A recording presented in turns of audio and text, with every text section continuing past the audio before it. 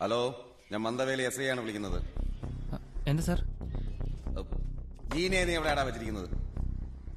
Sir, അവളെ നീ എവിടെയാ തട്ടിക്കൊണ്ടു വെച്ചിരിക്കുന്നത്? സാർ, നിങ്ങൾ എന്താ പറയണെന്ന് എനിക്ക് മനസ്സിലാവണല്ലോ. ഓഹോ, നീ മലയാളി തന്നെയാ? അതല്ല സാർ, അവളെന്റെ വുഡ്ബിയാണ്. ഞാൻ എന്തിനാ അവളെ തട്ടിക്കൊണ്ടു പോണം?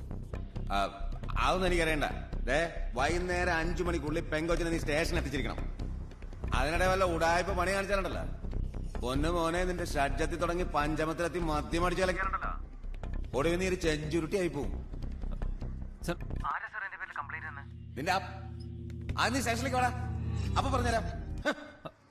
ഹലോ പെരിയാരെ, ഇന്നേക്ക് മുടിയുമാ എന്റെ പെയിന്റ് അടി. ഇതവളുടെ തന്തയായിരിക്കും, ആ കോയമ്പത്തൂർ തവള.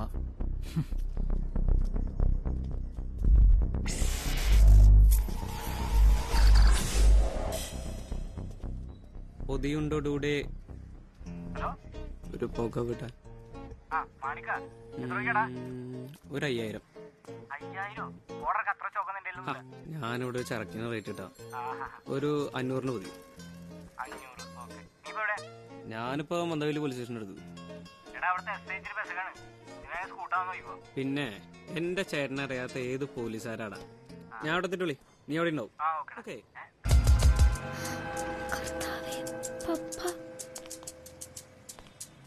കാർഡ് എടുത്തിട്ട് 718.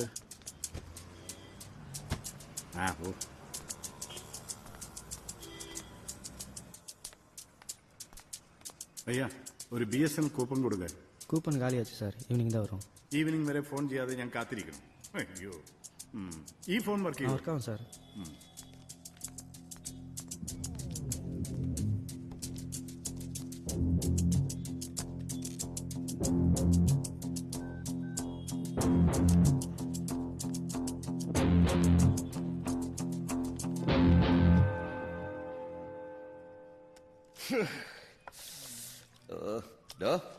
ഇന്നെങ്ങാനും മുടിയുവാ? നീ മുച്ചലാ സാർ, മുച്ചരാ എനിക്ക്. 2 ദിവസമായിട്ട് ഞാനകത്താ, നീയൊക്കെ പുറത്തു. മുച്ചരാ സാർ. ഇല്ല ഓടില്ല സാർ, ഇല്ല ഓടില്ല.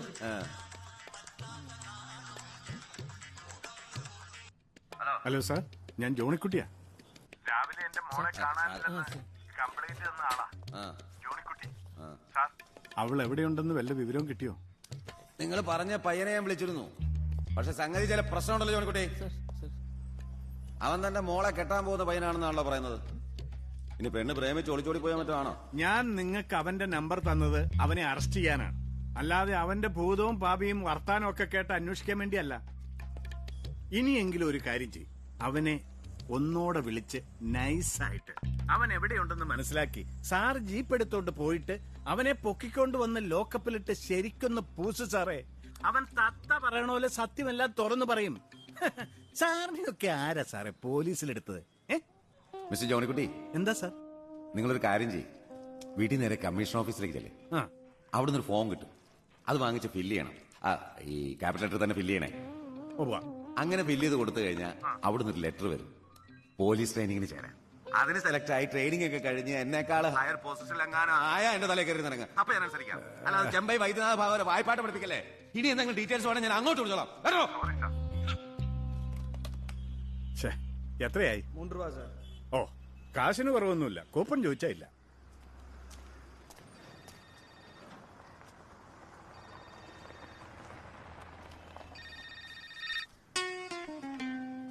I'm in traffic. Dude, I'm in traffic. എടാ പുള്ളി, ഞാൻ ട്രാഫിക്കിലാ.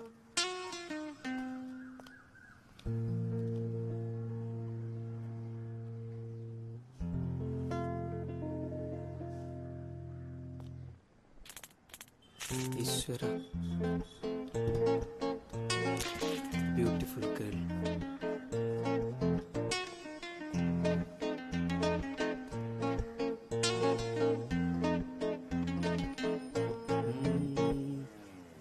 எக்ஸ்கியூஸ் மீ, ஃப்ரெண்ட் கிட்ட பேசணும், கொஞ்சம் ஃபோன் தர முடியுமா? It's okay, I am Manik.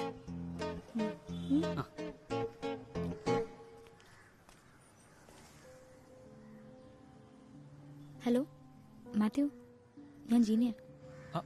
Hello Jeena, എടി ഞാൻ നിന്നെ കണ്ടിരുന്നു. നിന്റെ അടുത്ത് വരണമെന്നുണ്ടായിരുന്നു. പക്ഷേ ആ വട്ടിരാജ് നിന്റെ തൊട്ടടുത്ത് നിൽക്കണോണ്ട് എനിക്ക് എന്താ ചെയ്യേണ്ടതെന്ന് അറിയാൻ പാടാതാകെ. അതിനിടയ്ക്ക് നിന്റെ അച്ഛനാണെങ്കിൽ പോലീസിൽ കംപ്ലൈന്റ് കൊടുത്തേക്കാ ഞാൻ നിന്നെ തട്ടിക്കൊണ്ടുപോയി എന്ന് പറഞ്ഞു. നാശം പിടിക്കാനായിട്ട് ഇതൊക്കെ എവിടെ പോയി അവസാനിക്കുന്ന എനിക്കൊരു എത്തും പിടിയും കിട്ടല്ല. എല്ലാം എന്റെ സമയം. നീ ധൈര്യമായിരിക്കെ, എല്ലാം ശരിയാവും. പിന്നെ എൻ്റെ അച്ഛൻ കൊടുത്ത കംപ്ലൈന്റ് അത് നീ കാര്യമാക്കണ്ട. ഞാൻ നിന്റെ ഒപ്പമല്ലേ. ജീന, നീ ഒരു കാര്യം ചെയ്യ്. നിന്റെ ഏതെങ്കിലും ഒരു ഫ്രണ്ടിന്റെ വീട്ടിലിരിക്കും. ഉം, വൈകുന്നേരം ആകുമ്പോഴത്തേക്കും ഞാൻ പ്രശ്നങ്ങളൊക്കെ ഒന്ന് തീർത്ത് നിന്നെ ഒന്ന് കൂട്ടിക്കൊണ്ട് പോകണം. ശരി, ടെൻഷൻ അടിക്കണ്ട. വൈകിട്ടാകുമ്പോൾ എല്ലാം ശരിയാവും. ഉം, ഓക്കെ, ശരി. ബൈ.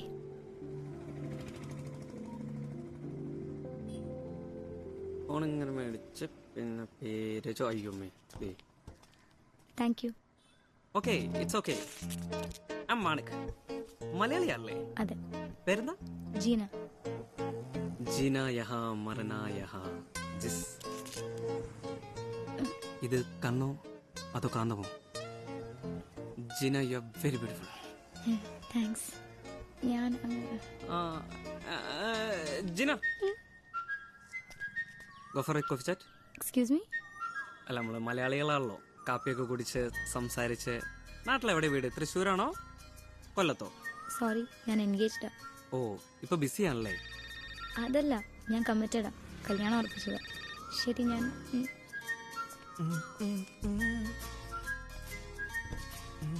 സോ വാട്ട്, ഒരു കോഫി ചാറ്റ് അല്ലേ? എന്തേട്ടാ கொஞ்சம் തണ്ണി. നല്ലൊരു ജ്യൂസ് എടുക്കട്ടെ? ഐസ് ഒക്കെ എടുക്കാം. തണ്ണി എതുക്ക്? അല്ല, വെള്ളം. ഫ്രഷ് പപ്പായ, മാമ്പഴം, മാതളം, പൈനാപ്പിള്, സാത്തുക്കുടി, ആപ്പിള്, ഓറഞ്ച്, കർബൂസ്, കിർണി. ഹോട്ട് ക്ലൈമറ്റിന് ഫ്രഷ് ജ്യൂസ് ഒന്നും പോടത്താ. നല്ല ഫ്രഷ് ആയിരിക്കും. അണ്ണാ അണ്ണാ എടുക്കട്ടാ? എന്ത് മനുഷ്യനാ. ചേട്ടാ ഇവിടെ എന്താണ് ചേട്ടാ? എല്ലാ ജ്യൂസും ഉണ്ട്. പപ്പായ, മാമ്പഴം, മാതളം. ഹലോ ഹലോ മാത്തളിയാ, എവിടെയുണ്ട്? ഞാൻ ഇവിടെ മന്ദവയിലുണ്ട്. മന്ദവേലിയാ? ഞാനും മന്ദവേലുണ്ടല്ലോ. അളീന എവിടെയാണ്? ഇവിടെ ബസ് ഡിപ്പോയുടെ അടുത്തൊരു ജ്യൂസ് ഷോപ്പിന് എടുത്തുണ്ട്. ഊണ് കഴിക്കണ നേരത്താണോ അളിയാ ജ്യൂസ് കഴിക്കണേ? അളീനൊരു കാര്യം ചെയ്യും, നേരെ റോയൽ ഹോട്ടലിലോട്ട് വാ. നമുക്ക് ഊണ് കഴിച്ചോണ്ട് സംസാരിക്കാം. എന്തേ? ഓക്കെ. തിന്നാൻ വേണ്ടി ജനിച്ചൊരു സാധനം. വന്നുണ്ട്.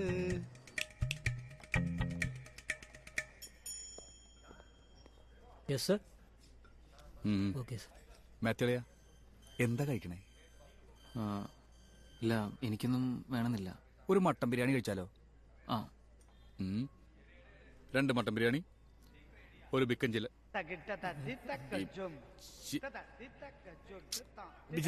Chicken fry. Chicken fry, 2 mutton biryani, ഒരു ചിക്കൻ ഫ്രൈ. കൊതി വരുമ്പളേ പലതും പറഞ്ഞത് തെറ്റിപ്പോവും. പോരെ? ആ, മതി. Okay sir. അളിയ, ഞാനൊരു പുതിയ ബിസിനസ് തുടങ്ങാൻ പോണേൻ അറിഞ്ഞില്ലേ? അതിന്റെ കാര്യം സംസാരിക്കാനാ ഞാനിങ്ങ് എത്തിയത്. അല്ല, അപ്പോ ഇതിനു മുമ്പ് ചെയ്തോണ്ടിരുന്ന ബിസിനസ്സോ? അത് നല്ല ബിസിനസ് ആയിരുന്നു, പക്ഷെ നഷ്ടത്തിലായിപ്പോയി. നമ്മുടെ നാട്ടുകാരുടെ സ്വഭാവം അറിയാലോ. അതിനുശേഷം അവന്മാരെ ചൊറിച്ചിൽ വർത്തനം തുടങ്ങി. അവന്മാരുടെ വായടപ്പിക്കാൻ ഞാനൊരു കിടിലൻ ബിസിനസ് തുടങ്ങാൻ പോവുകയാണ്.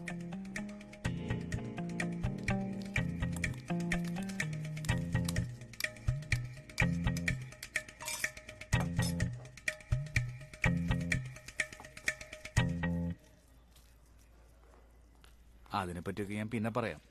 അതിനു മുമ്പ് എനിക്ക് ഒരു 50,000 രൂപ അർജന്റായിട്ട് വേണം. വൈകുന്നേരത്തിനുള്ളിൽ മതി.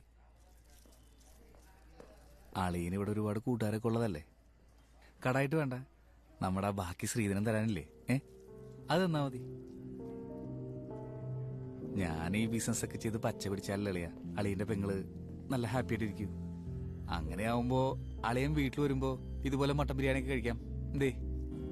കഴിക്കും. Sir bill. என்னையா உனக்குள்ள அவசரம்? சாப்பிட்டு முடிக்கிறதுக்கு முன்னாடி பில் கொடுக்கறியா? ஓ ஜூஸ் உண்டா? ஓ சார் உங்களுக்கு? இல்ல, வேண்டாம். Pineapple juice. Okay sir. Sir juice. Bill bill.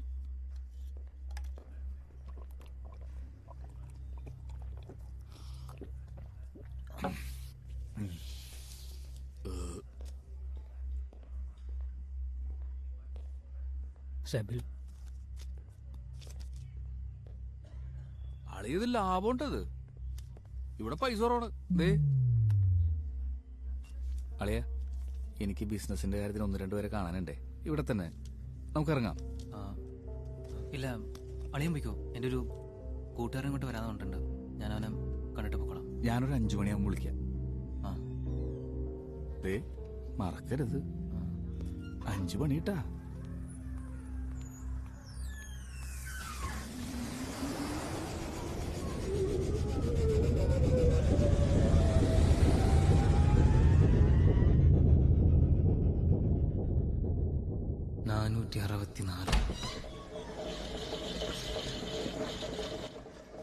ഗ്രൈൻഡറോ? മാവാട്ടാൻ പറ്റില്ല ദൈവമേ. ഇവിടെ വാതില് ഇറങ്ങി ഓടിയാലോ?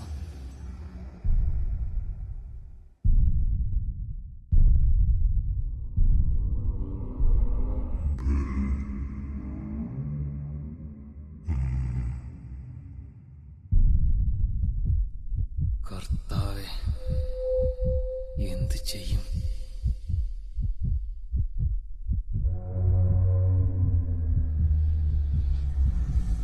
അയ്യോ,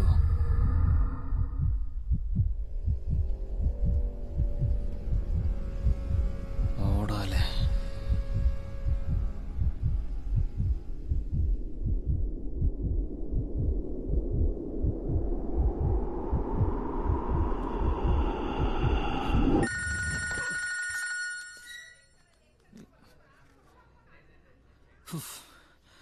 ഹലോ ജോണേ, എടാ നീ ഇവിടെ ഈ റോയൽ ഹോട്ടലിലേക്ക് ഒന്ന് വരാമോ?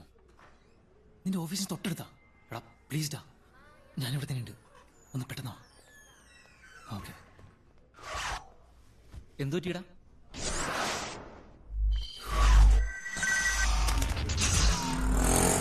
സായന്ത്രം 5 മണി വരെ അവനെ ടയോ ഒരുത്ത കാശ് അടിച്ചോണ്ട് പോകുമ്പോ നീ ഏത് കൊണ്ടിരിക്കുന്നു? നീ വന്നു പോയതിനു ശേഷം വട്ടരാജ ഇൻസ്റ്റിറ്റ്യൂട്ടിലൊന്നുണ്ടായിരുന്നു. എല്ലാരും മുമ്പിലിട്ട് എന്നെ നാറ്റിച്ച്.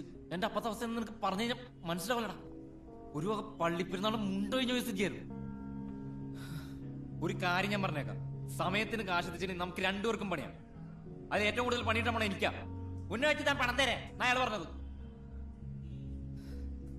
മാത്യു, ഒരു ഫ്രണ്ട് എന്നുള്ള നിലയ്ക്ക് എനിക്ക് ചെയ്തു തരാൻ പറ്റുന്നൊക്കെ ഞാൻ നിനക്ക് ചെയ്തെന്നുണ്ട്. ഇനി നീ എന്താന്ന് വെച്ചാ ചെയ്യ്, ഞാൻ പോണം.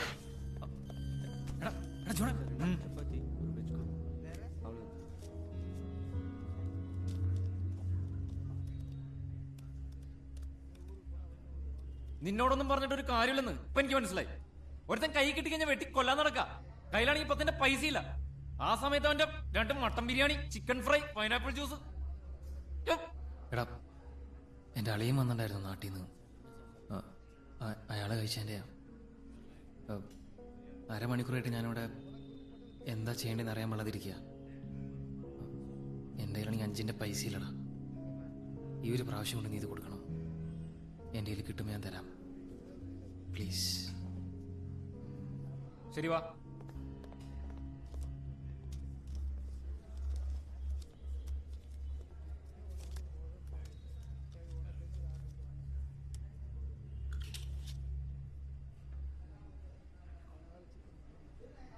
இந்த கார்டு ஒர்க் ஆகல.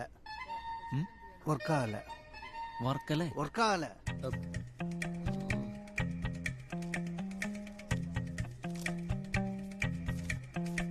എത്ര? 464.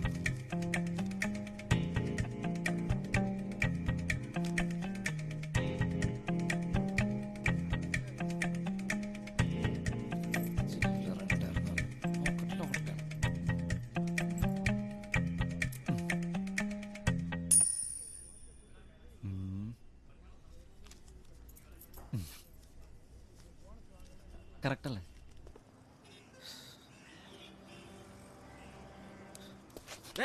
വട്ടരാജ എങ്ങനത്തെ ആളാന്ന് നിനക്ക് നന്നായിട്ട് അറിയാലോ. എനിക്ക് നിന്റെ ഒരു കാര്യം അറിയേണ്ട ആവശ്യമില്ല. ഇന്ന് വൈകിട്ട് 5 മണിക്കുള്ളിൽ വട്ടരാജക്കുള്ള കാശ് നീ കൊടുത്തേ പറ്റൂ. അതിപ്പോ നീ ആരുടെ കഴുത്തിന് കത്തി വെച്ചിട്ടാണെങ്കിലും ബാങ്ക് കൊള്ളടിച്ച് തട്ടിപ്പൊളിച്ച് കൊണ്ടാണെങ്കിലും ശരി. അത് കഴിഞ്ഞിട്ട് നീ റൂമിലേക്ക് വന്നോ മതി. അണ കാസ് അപ്പുറം ഇപ്പുറം തരാ. വട്ടരാജ വെട്ടി കൊന്നില്ലെങ്കിൽ തരാം.